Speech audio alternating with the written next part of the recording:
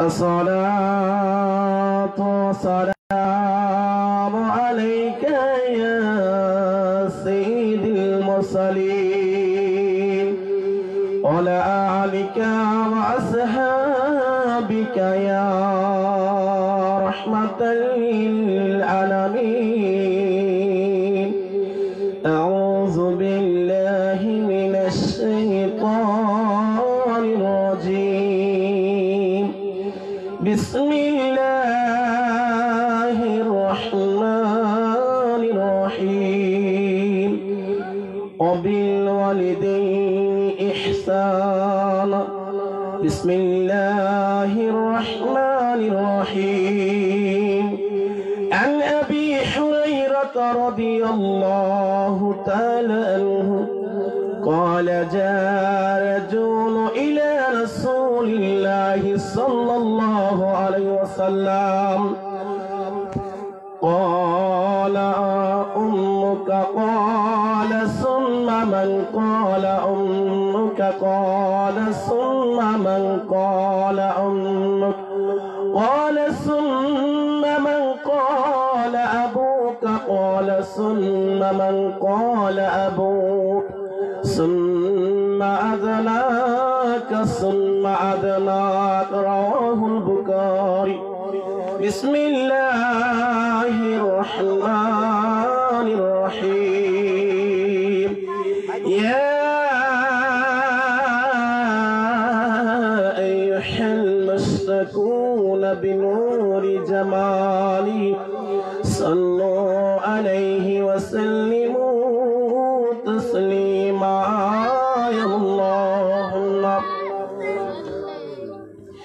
صل على سيدي مولانا محمد وعلى آل سيدنا مولانا محمد. اللهم سيدنا مولانا محمد وعلى آل سيدنا مولانا محمد. আমরা দম গুনাহগার গণ নবীজি আপনাই চিনলাম না। আমরা দম গুনাহগার গণ নবীজি আপনাই চিনলাম না। সেই কারণে রোজ হাসরে, সেই কারণে রোজ হাসরে আমাদেরকে বলেন না। আল্লাহুম্মা সাল্লি আলা সাইয়্যিদিনা মাওলানা মুহাম্মাদ ওয়ালা আলি সাইয়্যিদিনা মাওলানা মুহাম্মাদ। এটো জিকির করুন লা ইলাহা ইল্লাল্লাহ লা ইল্লাল্লাহ লা ইলাহা ইল্লাল্লাহ। ইয়াসবি রব্বি জাল্লাল্লাহ মা ফি কলবি গায়রুল্লাহ। আসবি রব্বি জাল্লাল্লাহ মা ফি কলবি গায়রুল্লাহ। নূর মুহাম্মদ সাল্লাল্লাহু লা ইলাহা ইল্লাল্লাহ লা ইলাহা ইল্লাল্লাহ লা ইলাহা ইল্লাল্লাহ মুহাম্মাদুর রাসূলুল্লাহ সাল্লাল্লাহু আলাইহি সাল্লাম। আলহামদুলিল্লাহ আল্লাহ পাক রব্বুল আলামিনের শুকরিয়া। উত্তর বানিয়াপাড়া ইসালুস শাহ রাহমাতুল্লাহ আলাইহি স্মরণে পবিত্র উরুস মুবারকের মধ্যে আল্লাহ পাক রব্বুল আলামিন আপনাকে আমাকে আমাদেরকে আসার মতো বসার মতো তৌফিক দান করছেন। এই মর্মে আল্লাহ তাআলা রব্বুল আলামিনের শুকরিয়া আদায় করুন সবাই বলুন আলহামদুলিল্লাহ। আর বিশেষ করে অনেক আছে মাহফিলের অর্থাৎ প্যান্ডেলের আশেপাশে ঘোরাফেরা করতেছে, তাদের প্রতি আল্লাহ তাআলা রব্বুল আলামিন অসন্তুষ্ট, এই জন্য তারা প্যান্ডেলের মধ্যে আসতে পারে নাই। আল্লাহ তাআলা রব্বুল আলামিন যাদের প্রতি সন্তুষ্ট, যাদের প্রতি খুশি, একমাত্র আল্লাহ পাক রব্বুল আলামিন তাদেরকে এই মাহফিলের মধ্যে আসার মতো বসার মতো সুযোগ দান করেন। পুরা প্যান্ডেলের মধ্যে যদি একজন মানুষ থাকে আর যদি কোরআন হাদিসের আলোচনার মাধ্যমে যদি একজন মানুষের আমল করে, পুরা উরুস মাহফিল কিংবা এই ওয়াজ মাহফিল সার্থক। আল্লাহ পাক রব্বুল আলামিন যে আমাদেরকে আসার মতো বসার মতো সুযোগ দান করছেন, আল্লাহ তাআলা রব্বুল আলামিন আপনাকে আমাকে ইচ্ছা করলে বিভিন্ন ধরনের যাই জামালার মধ্যে রাখতে পারতেন, বিভিন্ন ধরনের কাজ কামের মধ্যে রাখতে পারতেন, কিন্তু না, তা না করে আল্লাহ পাক রব্বুল আলামিন আপনাকে আমাকে আসার মতো বসার মতো সুযোগ দান করছেন। এই মর্মে আল্লাহ তাআলা রব্বুল আলামিনের দরবারে শুকরিয়া আদায় করুন সবাই বলুন আলহামদুলিল্লাহ। আর বিশেষ করে আপনারা যারা মাহফিলের এদিক সেদিক ঘোরাফেরা করতেছেন, আপনাদের প্রতি আপনাদের পায়ের মধ্যে হাত রেখে বলতেছি, বাবারা আপনারা এদিক সেদিক ঘোরা করতেছেন, আপনারা প্যান্ডেলের মধ্যে চলে আসুন। কারণ এই যে উরুস মাহফিলের আয়োজন করছেন আজকে, এখানে অনেক মেহমান আলেমরা আছে, যদি প্যান্ডেলের মধ্যে মানুষ না থাকে বলবে উত্তর বানিয়াপাড়া যে ইসালুস শাহ রাহমাতুল্লাহির স্মরণে যে উরুস মুবারকের উরুস মাহফিলের আয়োজন করেছেন, এই গ্রামের মানুষ আসলে মনে হয় নাই, মানুষে এরকম মন্তব্য করবে। আমি আপনাদেরকে বলবো, আপনারা যারা এদিক সেদিক ঘোরাফেরা করতেছেন, অতি শীঘ্রই আপনারা প্যান্ডেলের মধ্যে এসে বসুন। তার সাথে সাথে আমাদের প্রিয় নবী আহমদ মুস্তাফা মুহাম্মদ মুস্তাফা নূরুন আলা নূর সাইয়্যিদুল মুরসালিন ইমামুল মুরসালিন খাতামুন নবীন হায়াতুন নবী জিন্দা নবী উম্মতের কান্নারি নবী হাসরের দিনের শাফায়াতকার নবী, যেই নবীকে আল্লাহ তাআলা রাব্বুল আলামিন সৃষ্টি না করলে আশরাফুল মাখলুকাত সৃষ্টির সেরা দ্বীপ মানুষ কোনো কিছু বানাইতো না, ওই নবীদের উপর সকলে একবার দুরূদ ও সালাম প্রেরণ করুন সবাই বলুন সাল্লাল্লাহু আলাইহি সাল্লাম। আর বিশেষ করে আমি বেশি জিকির দিলাম না, আমার পরে যারা আলোচনা করবে অনেক জ্ঞান গর্ব গুরুত্বপূর্ণ আলোচনা আপনাদেরকে শোনাইবে, অনেক সুন্দর কণ্ঠ আমার পরে যারা আছে। আমি যতটুকু আলোচনা করি দলিল ভিত্তিক আলোচনা করব, কারণ দলিল ভিত্তিক আলোচনা করলে আপনারা কিংবা আমরা যদি আমল করতে পারি, আপনার জন্য আমার জন্য এই আমলে যথেষ্ট। শুধু তাই নয়, এই আমার বাবারা বন্ধুরা রে আমার, আমি একটি আয়াতে কারিমা তেলাওয়াত করেছি। আমি যে বিষয়ে আলোচনা করব পিতা মাতার কর্তব্য সম্পর্কে, এছাড়া 5 ওয়াক্ত নামাজের পরে মুনাজাত প্রসঙ্গে, শুধু তাই নয়, তারপরে আমাদের সমাজের মধ্যে অনেক আলেম ভাইয়েরা রয়েছে নবীর শানে বিশ্ব নবী শব্দটি ব্যবহার করে, এই বিশ্ব নবী শব্দটি ব্যবহার করা যাবে কিনা কোরআন হাদিসের মাধ্যমে আমি কোরআনের আয়াত এবং হাদিসের পৃষ্ঠা সরে দিয়ে বলবো। শুধু তাই নয়, এই যে শাবান মাসের মধ্যে এমন একটি রাত রয়েছে যে রাত্রি হলো 1000 মাসের চেয়ে উত্তম, লাইলাতুল বরাতের রাতের মধ্যে আমরা নফল রোজা রাখি, নফল নামাজ পড়ি। এই নফল নামাজ নফল রোজা দিয়ে বাংলাদেশের মধ্যে অসংখ্য ফেকরা সময় রয়েছে, অনেক গুমটা মুলমিরা রয়েছে, ঈদ অর্থাৎ লাইলাতুল বরাত শবে বরাতের রাত্রির মধ্যে ইবাদত রয়েছে, নফল ইবাদত রয়েছে, নফল রোজা রয়েছে, এগুলো মানতে চাই না। আমি দলিল ভিত্তিক আলোচনার মাধ্যমে কিছু আমলের মাসলা বলবো আপনাদেরকে, আপনারা যেন ধৈর্য সহকারে সকলে বসেন। শুধু তাই নয়, এ আমার বাবারা বন্ধুরা রে আমার, আল্লাহ তাআলা রাব্বুল আলামিন পবিত্র কোরআনুল কারীমের মধ্যে বলেন ওয়া বিল ওয়ালিদাইনি ইহসানা। আমার আল্লাহ তাআলা রাব্বুল আলামিন বলেন, এই দুনিয়ার সন্তানাদিরা তোমরা যারা দুনিয়ার মধ্যে এখনো বেঁচে আছো, আমি আল্লাহ তাআলা রাব্বুল আলামিন তোমাদেরকে যাদেরকে পাঠাইছি, তোমাদের মা বাবা যারা দুনিয়ার জমিনের মধ্যে রয়েছে, তোমরা তোমাদের মা বাবার সাথে ইহসান করো। ইহসান শব্দের অর্থ হলো সুন্দর ব্যবহার করা, ইহসান শব্দের অর্থ হলো ভালো ব্যবহার করা, ইহসান শব্দের অর্থ হলো উত্তম ব্যবহার করা। উচ্চ আওয়াজে বলুন না সুবহানাল্লাহ। যদি কোনো সন্তান মায়ের সাথে সুন্দর ব্যবহার করে, যদি কোনো সন্তান বাবার সাথে সুন্দর ব্যবহার করে, ভালো ব্যবহার করে, ওই সন্তানের প্রতি যদি আমার আল্লাহ তাআলা রাব্বুল আলামিন খুশি থাকে, ওই সন্তানের প্রতি যদি মা যদি খুশি থাকে, বাবা যদি খুশি থাকে, ওই সন্তানের প্রতি আল্লাহ তাআলা রাব্বুল আলামিন সন্তুষ্ট থাকে, ওই সন্তানের প্রতি আল্লাহ তাআলা রাব্বুল আলামিন খুশি থাকে। আর ওই সন্তানের প্রতি যদি আল্লাহ এবং আল্লাহ রাসূল সাল্লাল্লাহু আলাইহি ওয়াসাল্লাম সন্তুষ্ট থাকে, খুশি থাকে, ওই সন্তান যত ধরনের কাজ করুক না কেন, সমস্ত কাজের মধ্যে আমার আল্লাহ তাআলা রাব্বুল আলামিন বরকত দান করে। উচ্চ আওয়াজে বলুন না সুবহানাল্লাহ। আল্লাহ রাসূল সাল্লাল্লাহু আলাইহি সাল্লামকে কয়েকজন সাহাবী উপস্থিত সময় বললেন, হযরত আবু হুরায়রা রাদিয়াল্লাহু তাআলা আনহু আল্লাহ রাসূল সাল্লাল্লাহু আলাইহি সাল্লামের দরবারে খেদমত করার জন্য উপস্থিত হইলেন।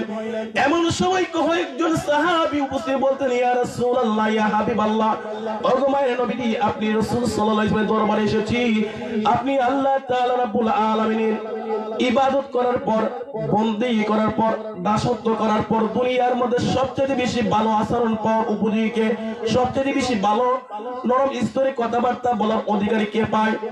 আল্লাহ রাসূল সাল্লাল্লাহু আলাইহি সাহাবী আন আবি হুরায়রা রাদিয়াল্লাহু তাআলা আনহু قال جاء رجل الى رسول الله صلى الله عليه وسلم من احق الناس بحسن صحابتي قال امك قال ثم من قال امك قال ثم من قال امك قال ثم من قال ابوك قال ثم من قال ابوك ثم ادناك ثم ادناك। উচ্চ আওয়াজে বলুন না সুবহানাল্লাহ।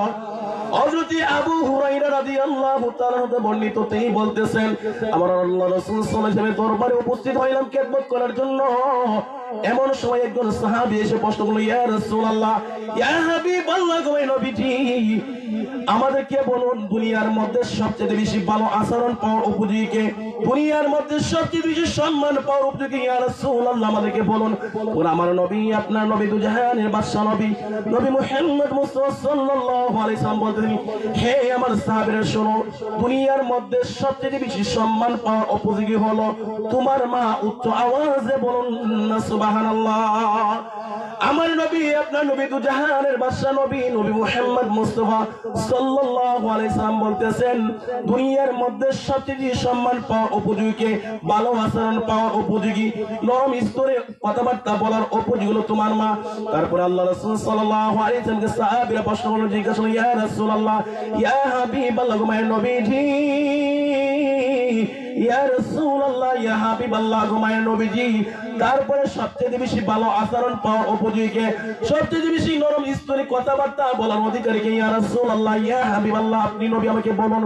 আমার নবী, আপনার নবী, দুজাহানের বাদশা নবী, নবী মুহাম্মদ মুস্তাফা সাল্লাল্লাহু আলাইহি সাল্লাম বলতেছেন, ক্বালা সুম্মা মান ক্বালা উম্মুকা। উচ্চ আওয়াজে বলুন না সুবহানাল্লাহ। তারপরে আমার নবী, আপনার নবী, দুজাহানের বাদশা নবী, নবী মুহাম্মদ মুস্তাফা সাল্লাল্লাহু আলাইহি সাল্লাম বলতেছেন, দুনিয়ার মধ্যে সবচেয়ে বেশি ভালো আচরণ পাওয়া উপযোগী, সবচেয়ে বেশি নরম স্তরে কথাবার্তা বলা অধিকারী, নরম স্তরের আচরণ পাওয়া উপযোগী হলো, তারপরে হলো তোমার মা। উচ্চ আওয়াজে বলুন না সুবহানাল্লাহ। তারপরে সাহাবায়ে কেরাম বললেন, ইয়া রাসূলুল্লাহ, ইয়া হাবিবাল্লাহ, মায়ের নবীজি, তারপরে সবচেয়ে বেশি সুন্দর আচরণ পাওয়ার উপযোগী আমাদেরকে বলুন। তারপরে আমার নবী, আপনার নবী, দুজাহানের বাদশা নবী, নবী মুহাম্মদ মুস্তাফা সাল্লাল্লাহু আলাইহি ওয়াসাল্লাম বলেন, ক্বালা সুম্মা মান ক্বালা উম্মু। তারপরে তৃতীয় বড় আমার নবী, আপনার নবী, দুজাহানের বাদশা নবী, নবী মুহাম্মদ মুস্তাফা সাল্লাল্লাহু আলাইহি সাল্লাম বলতেছেন, তৃতীয় বড় সবচেয়ে বেশি সম্মান পাওয়ার উপযোগী, সবচেয়ে বেশি ভালো আচরণ পাওয়ার উপযোগী, উত্তম ব্যবহার পাওয়ার উপযোগী হলো তোমার মা। তোমার মা। উচ্চ আওয়াজে বলুন না সুবহানাল্লাহ। চতুর্থবার যখন জিজ্ঞাসা করলো, ইয়া রাসূলুল্লাহ, ইয়া হাবিবাল্লাহ, মায়ের নবীজি, ইয়া রাসূলুল্লাহ ইয়া হাবিবাল্লাহ মায়ের নবীজি তারপরে সবচেয়ে বেশি ভালো আচরণ পাওয়ার উপযোগী মায়ের পরে কে আমাদেরকে বলুন তখন আমার নবী আপনার নবী দুজাহানের বাদশা নবী নবী মুহাম্মদ মুস্তাফা সাল্লাল্লাহু আলাইহি সাল্লাম বলতেছেন এ আমার সাহাবীনো তারপরে সবচেয়ে বেশি সুন্দর আচরণ পাওয়ার উপযোগী ভালো আচরণ পাওয়ার উপযোগী হলো ক্বালা সুম্মা মান ক্বালা আবুকা উচ্চ আওয়াজে বলুন না সুবহানাল্লাহ। তারপরে সবচেয়ে বেশি ভালো আচরণ পাওয়ার উপযোগী প্রথমবার রাসূল বলেন মা দ্বিতীয়বার বলেন আল্লাহ রাসূল বলেন মা তৃতীয়বারও আল্লাহ রাসূল বলেন তোমার মা সবচেয়ে বেশি সম্মান পাওয়ার উপযোগী ভালো আচরণ পাওয়ার উপযোগী চতুর্থবার যখন বললেন তখন আল্লাহ রাসূল সাল্লাল্লাহু আলাইহি সাল্লাম বলেন ক্বালা সুম্মা মান ক্বালা আবুকা চতুর্থবার আল্লাহ রাসূল সাল্লাল্লাহু আলাইহি সাল্লাম বলতেছেন সবচেয়ে বেশি সুন্দর ভালো আচরণ পাওয়ার উপযোগী হলো তোমার বাবা উচ্চ আওয়াজে বলুন না সুবহানাল্লাহ। তারপরে সাহাবায়ে কেরামগণ আবার বলতেছেন ইয়া রাসূলুল্লাহ ইয়া হাবিবাল্লাহ মায়ের নবীজি তারপরে সবচেয়ে বেশি সম্মান আচরণ পাওয়ার উপযোগী ভালো আচরণ পাওয়ার উপযোগী ইয়া রাসূলুল্লাহ কি আমাদেরকে বলুন তখন আমার নবী আপনার নবী দুজাহানের বাদশা নবী নবী মুহাম্মদ মুস্তাফা সাল্লাল্লাহু আলাইহি সাল্লাম বলতেছেন ক্বালা সুম্মা মান ক্বালা আবু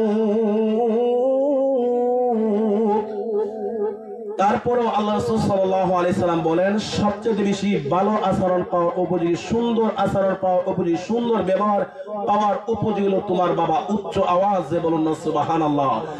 তারপরে আল্লাহ রাসূল সাল্লাল্লাহু আলাইহি সাল্লামকে সাহাবীরা প্রশ্ন করলো ইয়া রাসূলুল্লাহ ইয়া হাবিবাল্লাহ মায়ের নবীজি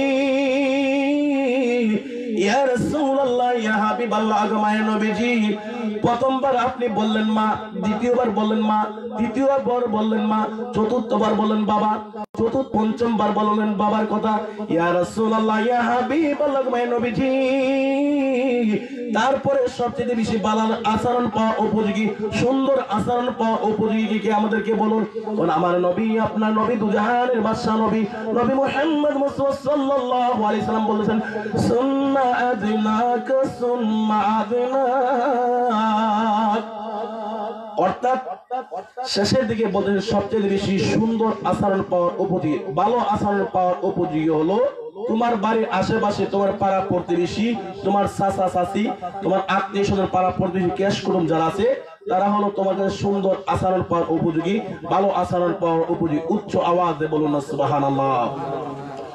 শুধু তাই নয় এ আমার বাবারা বন্ধুরা আমার আল্লাহ রাসূল সাল্লাল্লাহু আলাইহি সাল্লামের দরবারে হযরত জাহিমা রাদিয়াল্লাহু তাআলা আনহু আসলেন এসে বলতেছেন ইয়া রাসূলুল্লাহ ইয়া হাবিবাল্লাহ মায়ের নবীজি আমি আপনি রাসূলুল্লাহ সাল্লাল্লাহু আলাইহি সাল্লামের সাথে জিহাদের ময়দানে অংশগ্রহণ করতে চাই যুদ্ধের ময়দানে অংশগ্রহণ করতে চাই ইয়া রাসূলুল্লাহ ইয়া হাবিবাল্লাহ মায়ের নবীজি আপনি যদি অনুমতি দেন তাহলে আপনি দয়াল নবীর সাথে জিহাদের ময়দানে অংশগ্রহণ করব। আমার নবী আপনার নবী দুজাহানের বাদশা নবী নবী মুহাম্মদ মুস্তাফা সাল্লাল্লাহু আলাইহি কি বলেন এই আমার বাবারা বন্ধুরা শুনেন হযরত জাহিমা রাদিয়াল্লাহু তাআলা আনহুর পুত্র হযরত মুআবিয়া রাদিয়াল্লাহু তাআলা আনহু বর্ণিত তিনি বলতেছেন হযরত জাহিমা রাদিয়াল্লাহু তাআলা আনহু আল্লাহ রাসূল সাল্লাল্লাহু আলাইহি ওয়াসাল্লামের কাছে গেলেন বলতেছেন ইয়া রাসূলুল্লাহ ইয়া হাবিবাল্লাহ মায়ের নবীজি ইয়া রাসূলুল্লাহ ইয়া হাবিবাল্লাহ মায়ের নবীজি আপনি দয়াল নবীর কাছে আসলাম আপনার সাথে জিহাদের ময়দানে যুদ্ধের ময়দানে অংশগ্রহণ করার জন্য ইয়া রাসূলুল্লাহ ইয়া হাবিবাল্লাহ আপনি বলুন আপনি যদি অনুমতি দেন তাহলে আপনি দয়াল নবীর সঙ্গে আমি জিহাদের ময়দানে অংশগ্রহণ করব। আমার নবী আপনার নবী দুজাহানের বাদশা নবী নবী মুহাম্মদ মুস্তাফা সাল্লাল্লাহু আলাইহি সাল্লাম বলতেছেন হে জাহিমা তুমি আমার সাথে আমি রাসূলুল্লাহ সাল্লাল্লাহু আলাইহি ওয়াসাল্লামের সাথে জিহাদের ময়দানে যাওয়া লাগবে না যুদ্ধের ময়দানে যাওয়া লাগবে না তোমার বাড়ির মধ্যে কি তোমার মা এবং বাবার মধ্যে উভয়ের মধ্যে কেউ কি জীবিত আছে কিনা হযরত জাহিমা রাদিয়াল্লাহু তাআলা বলেন ইয়া রাসূলুল্লাহ ইয়া হাবিবাল্লাহ মায়ের নবীজি ইনশাআল্লাহ আমার বাড়ির মধ্যে আমার আম্মা জান জীবিত আছে উচ্চ আওয়াজে বলুন আল্লাহু আকবার। তো আল্লাহ রাসূল সাল্লাল্লাহু আলাইহি সাল্লাম বলতেছেন এ জাহিমা শোনো তুমি আমি রাসূলুল্লাহ সাল্লাল্লাহু আলাইহি সাল্লামের সাথে জিহাদের ময়দানে যাওয়া লাগবে না তুমি তোমার মায়ের খেদমতে লেগে থাকো তুমি তোমার মায়ের সেবা যত্ন করতে থাকো। তুমি যদি তোমার মায়ের সেবা যত্ন করো, তুমি যদি তোমার মায়ের খেদমতের মধ্যে পড়ে থাকো, তুমি জিহাদের মধ্যে অংশগ্রহণ করা লাগবে না। তুমি তোমার মায়ের সেবা যত্ন করার কারণে, মায়ের সাথে সুন্দর ব্যবহার করার কারণে, মায়ের সাথে ভালো ব্যবহার করার কারণে তোমার আমলনামার মধ্যে আমার আল্লাহ তাআলা রব্বুল আলামিন 100,000 গুণ জিহাদের সওয়াব, যুদ্ধের সওয়াব তোমার আমলনামার মধ্যে দিয়ে দিবে। উচ্চ আওয়াজে বলুন না সুবহানাল্লাহ। অর্থাৎ যে হাদিসটা হযরতে জাহিমা রাদিয়াল্লাহু তাআলার পুত্র হযরতে মুয়াবিয়া রাদিয়াল্লাহু তাআলা থেকে হাদিসটা বর্ণিত, কিন্তু বর্তমান সমাজের মধ্যে হযরতে আমিরে মুয়াবিয়া রাদিয়াল্লাহু তাআলাকে নিয়েও অনেক কটূক্তি করে। আমিরে মুয়াবিয়া রাদিয়াল্লাহু তাআলাকে সাহাবী মানতে চায় না, আমিরে মুয়াবিয়া রাদিয়াল্লাহুকে মুনাফিক বলে। তারাও আমাদের মতো লেবাসদারি সুন্নি। তারা কি সুন্নি জামাতের মধ্যে একটা দল আছে শিয়া, তারা আমিরে মুয়াবিয়া রাদিয়াল্লাহু তাআলাকে সাহাবী মানে না, ওনাকে নিয়ে কটূক্তি করে, ওনাকে নিয়ে গালিগালাজ করে। অথচ আমিরে মুয়াবিয়া রাদিয়াল্লাহু তাআলা তিনি যে সাহাবী, জলিলুল সাহাবী, সুন্নিরা মানে, কওমিরা মানে, জামাতিরা মানে, অধিকাংশ জামাতের লোকেরা, অধিকাংশ জামাতের হুজুররা মানে। কিন্তু সুন্নি জামাতের মধ্যে একটা দল আছে শিয়া, যারা আমিরে মুয়াবিয়া রাদিয়াল্লাহু তাআলার সাহাবী মানে না, ওনাকে নিয়ে কটূক্তি করে, ওনাকে মুনাফিক বলে। উচ্চ আওয়াজে বলুন না নাউজুবিল্লাহ। শুধু তাই নয়, এ আমার বাবারা, বন্ধুরা রে আমার,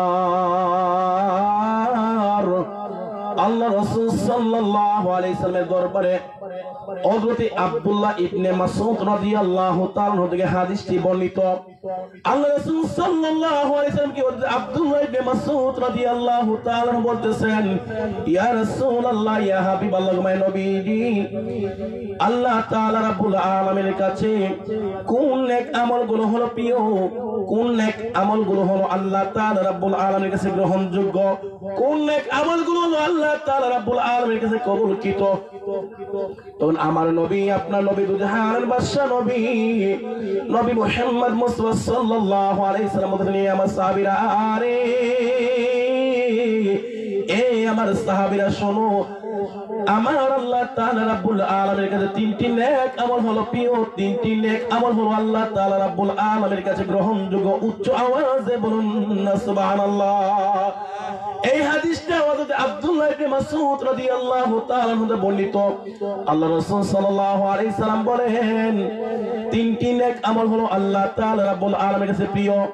এক নাম্বার নেক আমল হলো দুনিয়ার জমিনের মধ্যে যে সমস্ত সন্তান সন্তানদের মা বাবা রয়েছে, যে সমস্ত সন্তান সন্তানদের মা বাবা রয়েছে, তারা যেন তাদের মায়ের সাথে সুন্দর ব্যবহার করে, তারা যেন তাদের মায়ের সাথে সুন্দর ব্যবহার করে, তারা যেন তাদের বাবার সাথে সুন্দর ব্যবহার করে, তারা যেন তাদের মায়ের সাথে উত্তম ব্যবহার করে, তারা যেন তাদের মায়ের সাথে নরম স্তরে কথাবার্তা বলে। উচ্চ আওয়াজে বলুন না সুবহানাল্লাহ।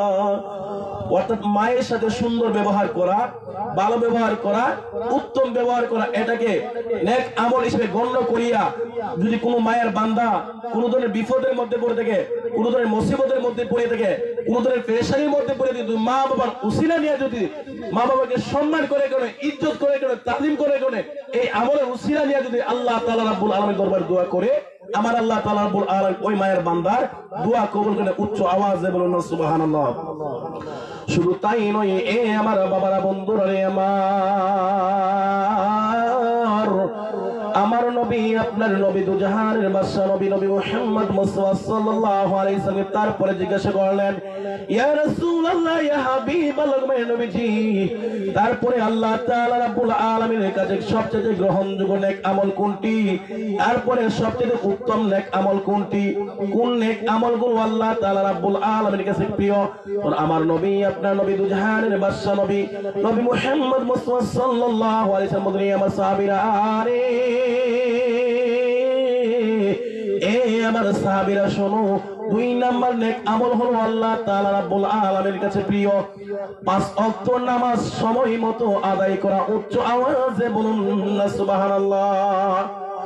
অর্থাৎ যখন নামাজের সময় হয়, যে সমস্ত নরনারী মুসলমান নির্দিষ্ট সময়ের ভিতরে সালাত, এটা হলো আরবি শব্দ, ফার্সি হলো নামাজ, অর্থাৎ আল্লাহর ইবাদত করে, আল্লাহ তাআলা রাব্বুল আলামিনের বন্দেগী করে, আল্লাহ তাআলা রাব্বুল আলামিনের দাসত্ব করে, আল্লাহ তাআলা রাব্বুল আলামিনের ইত্তিবা করে, আল্লাহ তাআলা রাব্বুল আলামিনের উপাসনা করে, ওই সমস্ত নরনারী মুসলমান হলো আল্লাহ তাআলা রাব্বুল আলামিনের প্রিয়। এই নেক আমলের উসিলায় আল্লাহ পাক রব্বুল আলামিন বান্দাকে পছন্দ করে উচ্চ আওয়াজে বলুন না সুবহানাল্লাহ। তারপরে সাহাবায়ে কেরামগণ বলেন ইয়া রাসূলুল্লাহ ইয়া হাবিবাল্লাহ মায়া নবীজি আল্লাহ তাআলা রব্বুল আলামিনের কাছে 3 নাম্বার নেক আমল কোনটি প্রিয়? ইয়া রাসূলুল্লাহ ইয়া হাবিবাল্লাহ মায়া নবীজি আমাদেরকে বলুন। তো আমার নবী আপনার নবী দুজাহানের বাদশা নবী নবী মুহাম্মদ মুস্তাফা সাল্লাল্লাহু আলাইহি সাল্লাম বলতেছেন আল্লাহ তাআলা রব্বুল আলামিনের কাছে 3 নাম্বার যে নেক আমলটি হলো প্রিয়, 3 নাম্বার যে নেক আমল হলো গ্রহণযোগ্য, এটা হলো জিহাদের ময়দানে অংশগ্রহণ করা, যুদ্ধ করা। উচ্চ আওয়াজে বলুন না সুবহানাল্লাহ।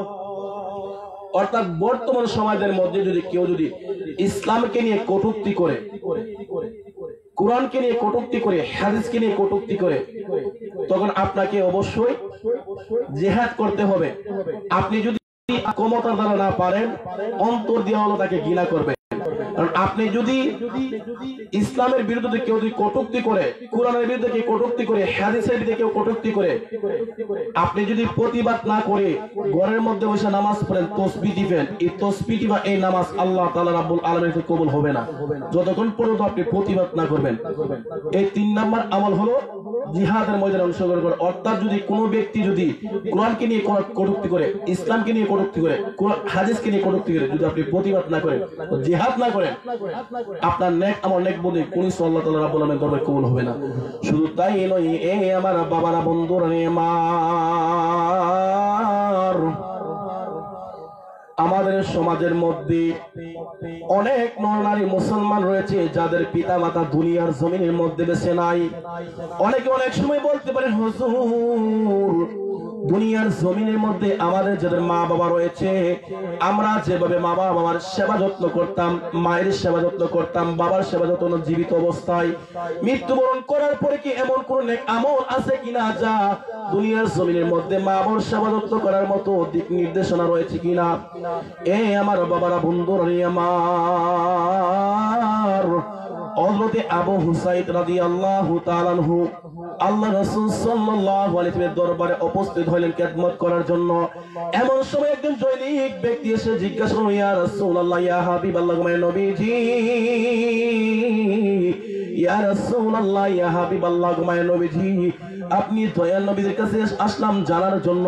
ইয়া রাসূলুল্লাহ ইয়া হাবিবাল্লাহ মায়া নবীজি, দুনিয়ার জমিনের মধ্যে আমার মা বাবা রয়েছিল, আমি আমার মা বাবাকে যেভাবে সুন্দর ব্যবহার করতাম, সেবা যত্ন করতাম। ইয়া রাসূলুল্লাহ ইয়া হাবিবাল্লাহ মায়া নবীজি, মৃত্যুবরণ করার পরে যদি মা বাবার সাথে সেবা যত্ন করার মতো এমন কিছু দিক নির্দেশ আছে কিনা আমাদেরকে বলুন। কারণ আমার নবী আপনার নবী দুজাহানের বাদশা নবী নবী মুহাম্মদ মুস্তাফা সাল্লাল্লাহু আলাইহি সাল্লাম বলেন যাদের দুনিয়ার জমিনের মধ্যে মা বাবা নেই, 4টি নেক আমল রয়েছে। মা বাবার সাথে সুন্দর ব্যবহার করা, অর্থাৎ দুনিয়ার জমিনের মধ্যে যেভাবে সুন্দর ব্যবহার করত, দুনিয়ার জমিনের মধ্যে মা বাবার সাথে যেরকম ভাবে ভালো ব্যবহার করত, ওই সন্তান যদি 4টি নেক আমল করে মা বাবার সাথে যেরকম সুন্দর ব্যবহার করতো, ভালো ব্যবহার করতো, ওই ভালো ব্যবহার করার, সুন্দর ব্যবহার করার সওয়াব তার আমলনামার মধ্যে দেওয়া হবে। উচ্চ আওয়াজে বলুন না সুবহানাল্লাহ।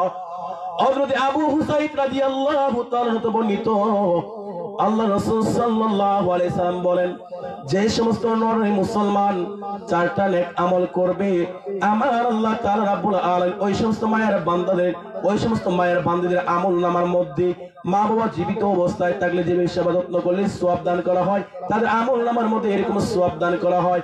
1 নম্বর নেক আমল হলো আল্লাহ রাসূল সাল্লাল্লাহু আলাইহি সাল্লাম বলতেছেন, এই দুনিয়ার সন্তানাদিরা রে, এই দুনিয়ার সন্তানাদিরা শুনে রাখো, আল্লাহ রাসূল সাল্লাল্লাহু আলাইহি সাল্লাম বলতেছেন যাদের মা বাবা দুনিয়ার জমিনের মধ্যে নাই, 1 নাম্বার নেক আমল হলো তারা যেন তাদের মা বাবার জন্য ইস্তিগফার করে। উচ্চ আওয়াজে বলুন না সুবহানাল্লাহ। ইস্তিগফার শব্দের অর্থ হলো তারা যেন তাদের মা বাবার জন্য আল্লাহ তাআলা রাব্বুল আলামিনের কাছে দোয়া করে, আল্লাহ তাআলা রাব্বুল আলামিনের কাছে মাগফিরাত কামনা করে, হে আল্লাহ দুনিয়ার জমিনের মধ্যে আমার মা বাবা ছিল, যদি কোনো ধরনের গুনার কারণে, কোনো ধরনের অপরাধের কারণে যদি কবরের মধ্যে আযাব হয়ে থাকে, হে আল্লাহ আজকে আমি সন্তান আমার মা বাবার জন্য দোয়া করলাম, আমি ইস্তিগফার প্রার্থনা করলাম, হে আল্লাহ তুমি আমার মাকে, তুমি আমার বাবাকে মাফ করো। উচ্চ আওয়াজে বলুন সুবহানাল্লাহ। যদি সন্তান যদি মায়ের জন্য বাবার জন্য ইস্তিগফার পদত্যাগ করে কান্নাকাটি করে দোয়া করে আল্লাহ পাক রব্বুল আলামিন ওই সন্তানের দোয়া কবুল করে তার মাকে তার বাবাকে মাফ করে দেয়। শুধু তাই নয়, এ আমার বাবারা, বন্ধুরা রে আমার,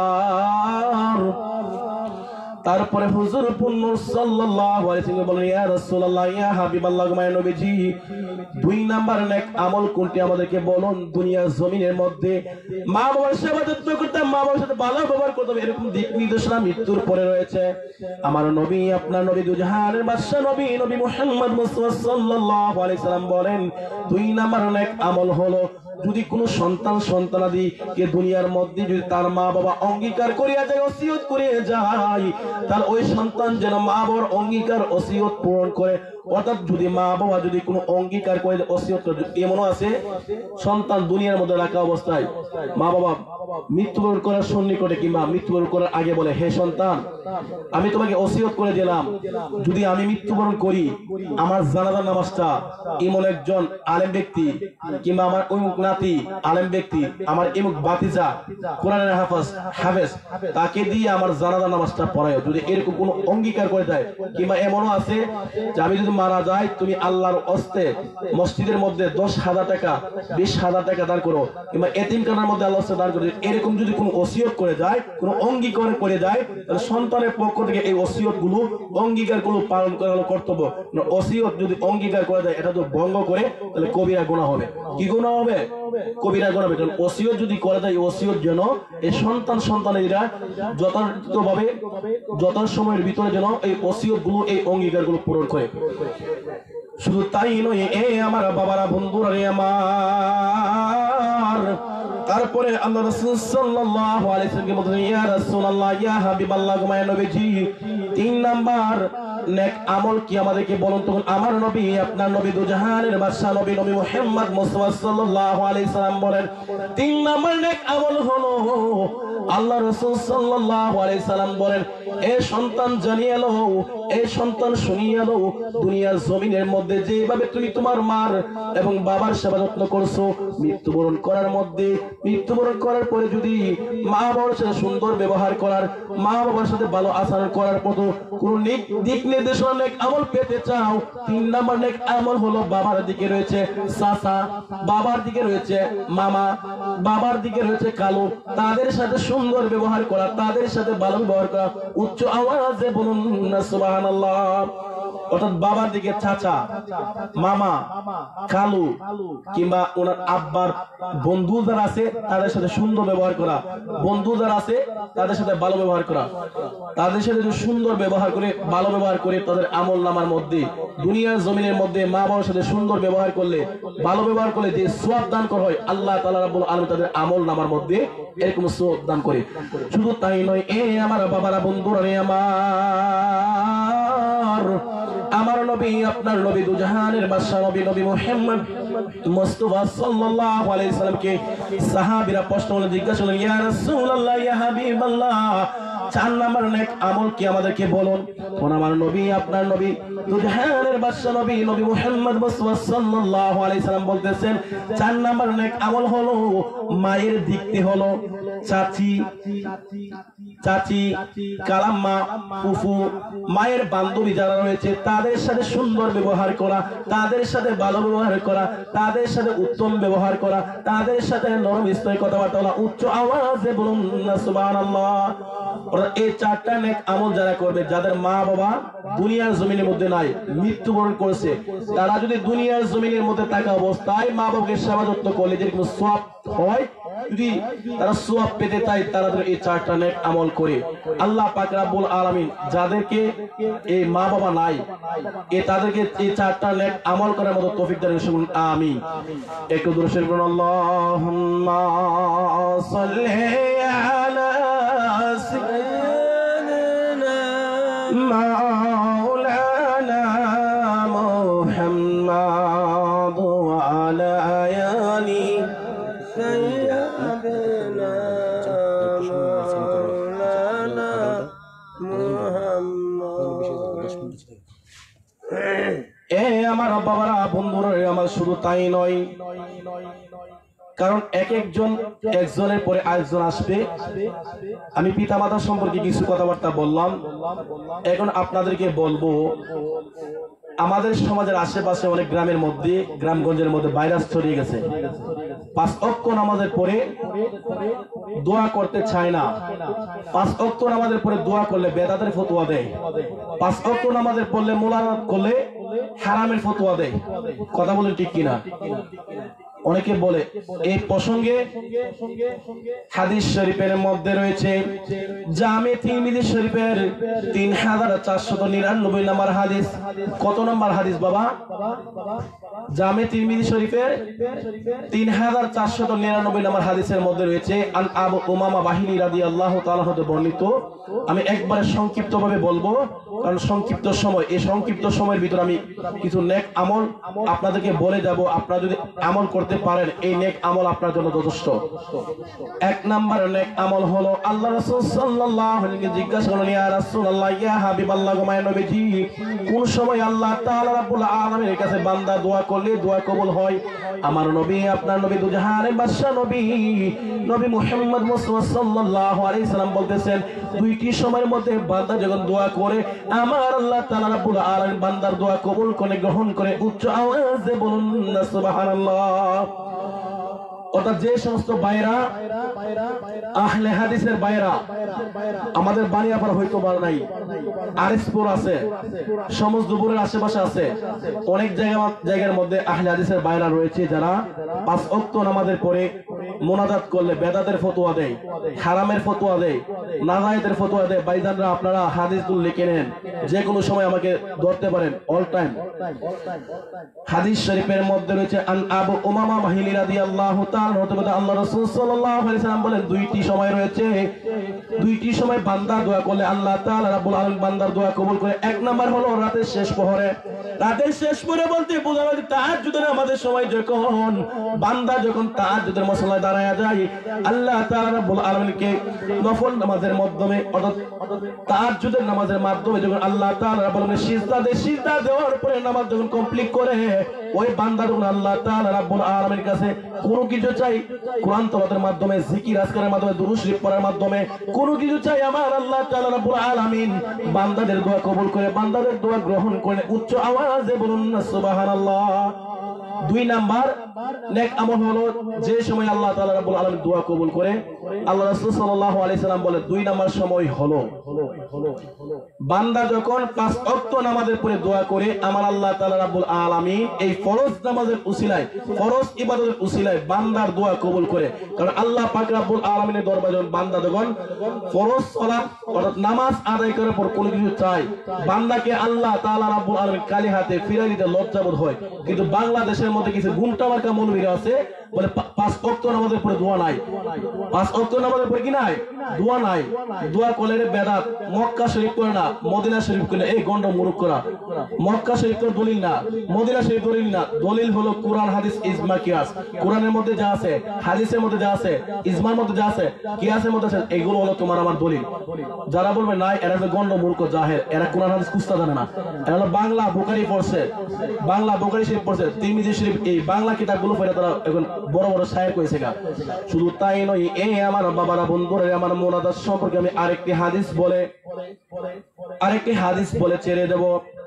শুধু তাই নয়, এই আমার বাবারা, বন্ধুরা, হযরত মুআয ইবনে জাবাল রাদিয়াল্লাহু তাআলা হতে বর্ণিত এই হাদিসটা মুসনাদে আহমদের 10,122 নম্বর হাদিস, মুসনাদে আহমদ শরীফের 10,122 নম্বর হাদিস, ইমাম বুখারী আদাবুল মুফরাদ 660 নম্বর হাদিস, সুনানে আবি দাউদ ওয়াল মুস্তালাল হাদিস। এটা কামিল প্রথম বর্ষের মধ্যে, অর্থাৎ মুহাদ্দিসের কোর্সের মধ্যে পড়ানো হয়, আমার নিচের ক্লাসের মধ্যে পড়ানো হয়।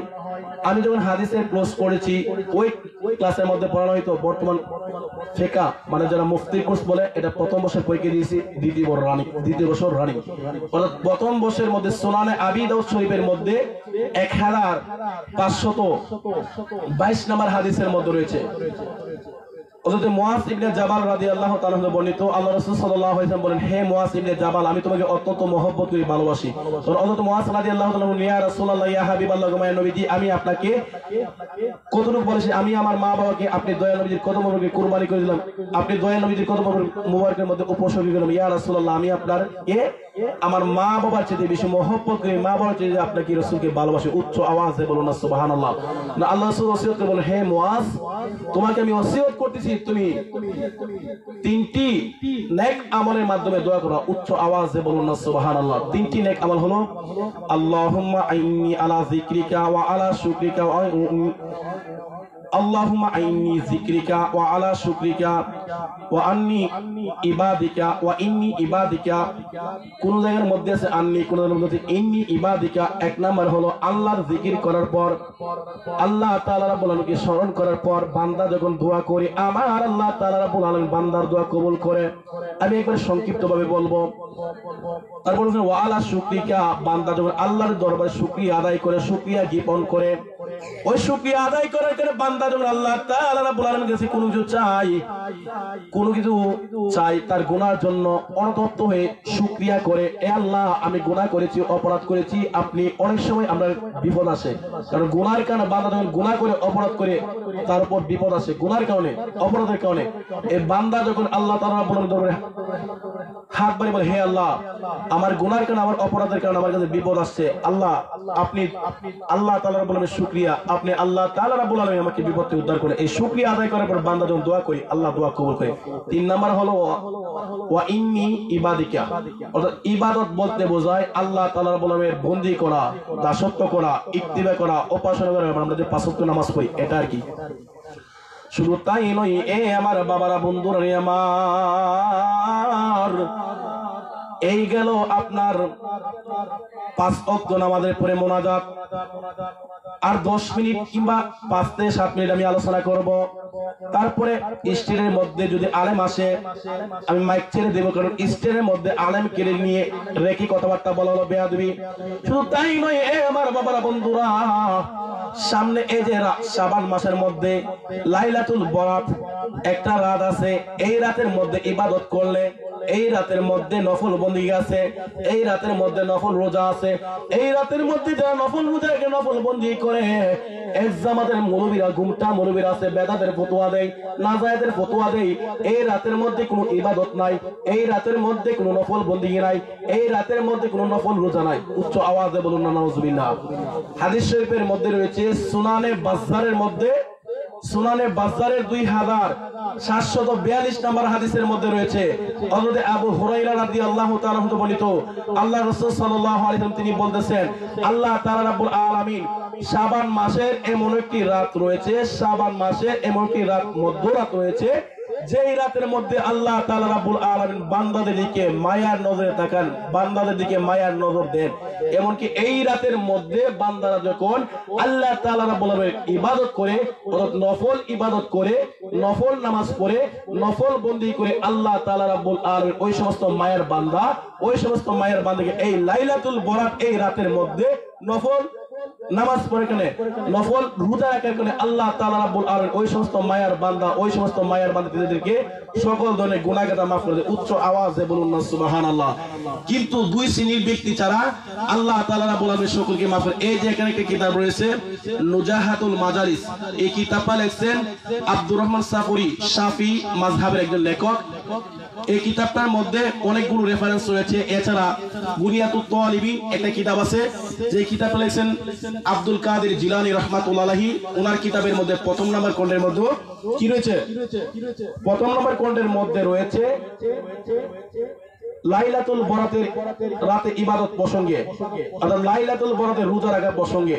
শুধু তাই নয়, স্বয়ং আল্লাহ তাআলা রাব্বুল আলামিন নিজে বলছেন, এই যে কিতাবটা, এই কিতাবটা নুজাহাতুল মাদারিস কিতাবের মধ্যে 373 নম্বর পৃষ্ঠার মধ্যে আল্লাহ তাআলা রাব্বুল আলামিন বলতেছেন, যে সমস্ত আদম সন্তানাদিরা এই লাইলাতুল বরাতের মধ্যে তারা কি করবে, নফল নামাজ পড়বে, নফল রোজা রাখবে, তাদের আমল নামার মধ্যে 400 ইবাদত বন্দেগীর সওয়াব, অর্থাৎ 400 নফল বন্দেগীর সওয়াব, 400 নফল ইবাদতের সওয়াব, 400 নফল রোজা রাখার সওয়াব, 400 নফল রোজা এবং নফল ইবাদতের সওয়াব তাদের আমলনামার মধ্যে দান করে। উচ্চ আওয়াজে বলুন না সুবহানাল্লাহ।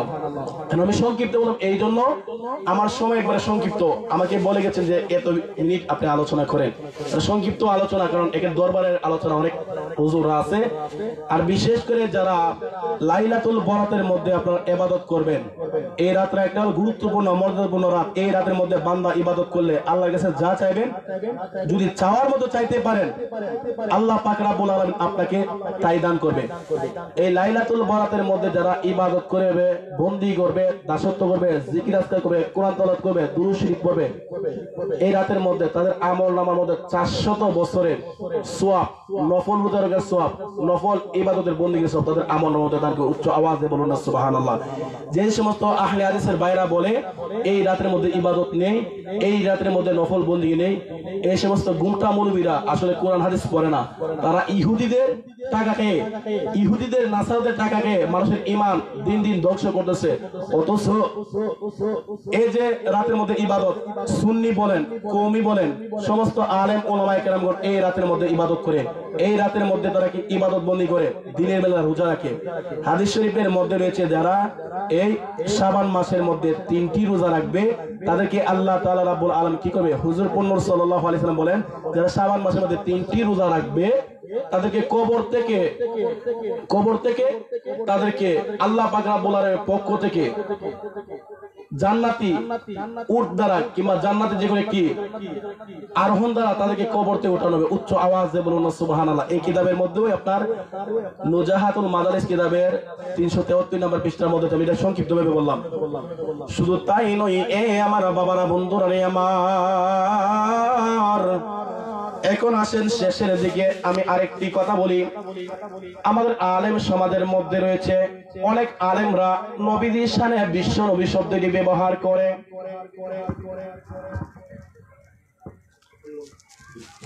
নারে তাকবীর, আল্লাহু আকবার, নারে রিসালাত, ইয়া রাসূলুল্লাহ, আহলে সুন্নাত ওয়াল জামাত জিন্দাবাদ জিন্দাবাদ। মুক্তার হোসেন সাহেবের আগমন, শুভেচ্ছার স্বাগতম। মুক্তার হোসেন সাহেবের আগমন, শুভেচ্ছার স্বাগতম। আব্দুল মান্নান ফারিদ হুজুরের আগমন, শুভেচ্ছার স্বাগতম।